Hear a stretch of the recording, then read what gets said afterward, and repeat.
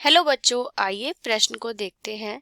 स्तंभ 1 का स्तंभ 2 से मिलान करो तथा नीचे दिए गए कूट से सही विकल्प चुनो। स्तंभ 1, ए ल्यूवेनहॉक, बी रॉबर्ट ब्राउन, सी शेल्डन, डी श्वान। स्तंभ 2, पहला, जीवित कोशिका को सर्वप्रथम देखा तथा वर्णित किया। दूसरा, पादप कोशिका में कोशिका भित्ति की उपस्थिति विशिष्ट होती है। तीसरा, केंद्रक की खोज। सभी पादपों में विभिन्न प्रकार की कोशिकाएं होती हैं। विकल्प ए का पहला, बी का तीसरा, सी का चौथा, डी का दूसरा। विकल्प बी, ए का पहला, बी का तीसरा, सी का दूसरा, डी का चौथा। विकल्प सी, ए का तीसरा, बी का पहला, सी का चौथा, डी का दूसरा। विकल्प डी, ए का पहला, बी का चौथा, सी का दूसरा, डी का तीसरा। आइए इस प्रश्न की मुख्य अवधारणा देखते हैं।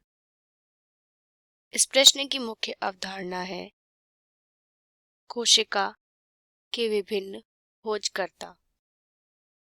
आइए इस प्रश्न का उत्तर देखते हैं। ल्यूवेनहॉक ने सबसे पहले जीवित कोशिका का अध्ययन किया और जीवाणु तथा प्रोटिस्टा की खोज की। रॉबर्ट ब्राउन ने केंद्रक की खोज की। शेल्डन ने बताया कि सभी पादप एवं जंतु कोशिकाओं से बने होते हैं, कोशिकाओं से मिलकर बने होते हैं। तथा टी श्वान ने बताया कि कोशिका भित्ति की उपस्थिति पादप कोशिकाओं का विशेष लक्षण है।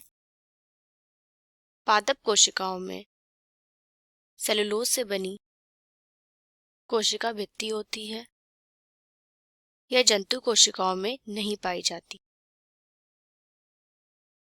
आइए प्रश्न देख लेते हैं। ल्यूवेनहॉक ने सर्वप्रथम जीवित कोशिका को देखा, अतः यह विकल्प 1 से मिलान करेगा। रॉबर्ट ब्राउन ने केंद्रक की खोज की, यह विकल्प 3 से मिलान करेगा। शेल्डन ने बताया कि सभी पादप विभिन्न प्रकार की कोशिकाओं से मिलकर बने होते हैं, अतः यह विकल्प 4 से मिलान करेगा।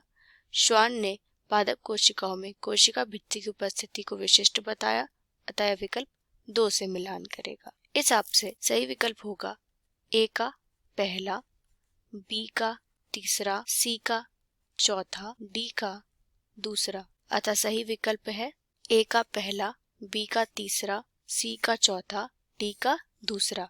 विकल्प ए इस प्रश्न का सही उत्तर है। आशा करते हैं आपको यह प्रश्न समझ आया होगा।